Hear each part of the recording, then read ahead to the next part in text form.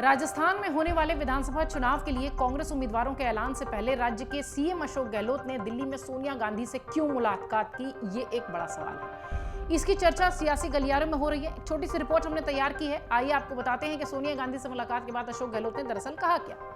राजस्थान विधानसभा चुनाव का बिगुल सोमवार को आधिकारिक रूप से बज गया है। राजस्थान विधानसभा चुनाव की घोषणा के साथ ही अब आम मतदाता की नजर इसी पर है। उनके क्षेत्र से प्रमुख दलों के कौन कौन से प्रत्याशी मैदान में उतर रहे हैं। चुनाव की तारीखों के ऐलान के साथ ही अब सब तैयारियों में जुट चुके हैं। बीजेपी ने 41 सीटों पर प्रत्याशियों की सूची जारी कर दी है, लेकिन कांग्रेस की पहली सूची का सभी को इंतजार है। बीजेपी की लिस्ट के आने के बाद कांग्रेस में हलचल मच गई। टिकट वितरण को लेकर कांग्रेस के नेता भी भागदौड़ करते हुए दिखाई पड़ रहे हैं और जयपुर से दिल्ली, दिल्ली से जयपुर की दौड़ लगातार चल रही है।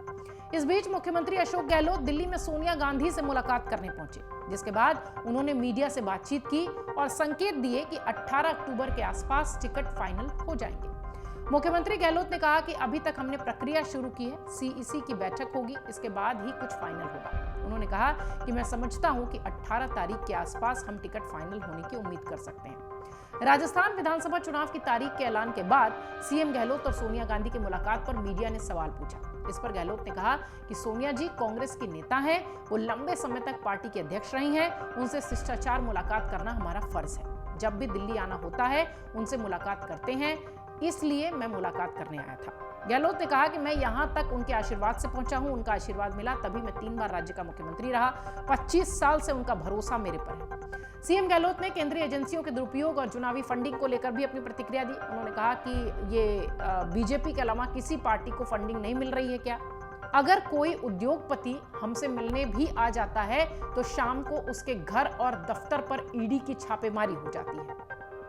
इनकम टैक्स डिपार्टमेंट के लोग वहां पहुंच जाते हैं। इस माहौल में हम काम कर रहे हैं। बीजेपी पर हमलावर अशोक गहलोत ने कहा कि इस बार जनता से अपील करूंगा कि हमें मौका दें। बीजेपी के पास साधनों की कमी नहीं है। इलेक्टोरल बॉन्ड निकाल रखे हैं, उनका 95% पैसा इनके पास आता है।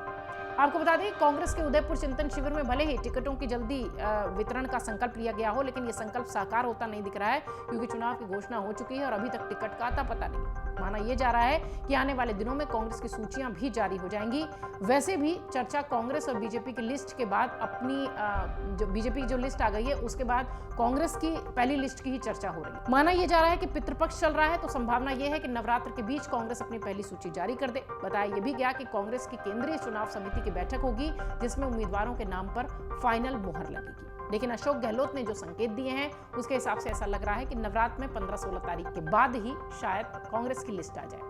वहीं पीसीसी चीफ गोविंद सिंह डोटासरा ने कहा कि बीजेपी हार से डरी हुई है, इसलिए उसने सांसदों को चुनाव मैदान में उतारा। उन्होंने दावा किया कि जिन सांसदों को बीजेपी ने टिकट दिया है उनके खिलाफ भारी एंटी इनकम्बेंसी है। उन्होंने कहा कि हम जल्द ही प्रत्याशियों के नाम का ऐलान करेंगे और हमारी लिस्ट काफी मजबूत होगी।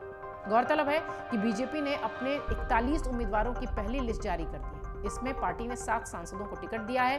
बीजेपी ने सांसद दिया कुमारी को विद्याधर नगर से, वहीं सांसद राज्यवर्धन सिंह राठौर को झोटवाड़ा से चुनावी मैदान में उतारा है। इसके अलावा पार्टी ने अलवर से सांसद बाबा बालकनाथ को टिकट दिया है। बीजेपी के टिकट के बाद लगातार स्थानीय और क्षेत्रीय नेताओं में भी इस बात की हलचल तेज हो गई है कि कांग्रेस अपनी सूची कब जारी करेगी, क्योंकि समय बहुत कम बचेगा चुनावी तैयारियों के लिए। लेकिन जिस तरीके से सोनिया गांधी से अशोक गहलोत ने मुलाकात की और मीडिया से बातचीत के दौरान संकेत दिया, ऐसा लगता है कि 15 तारीख से नवरात्र यदि शुरू होते हैं तो नवरात्र में 16, 17, 18 तारीख के आसपास ही कांग्रेस की लिस्ट आ सकती है। अमर उजाला अब आपके टीवी पर भी।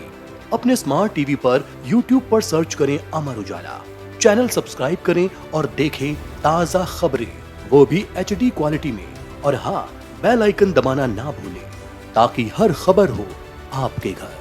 अमर उजाला, निष्पक्ष, निर्भीक, निरंतर।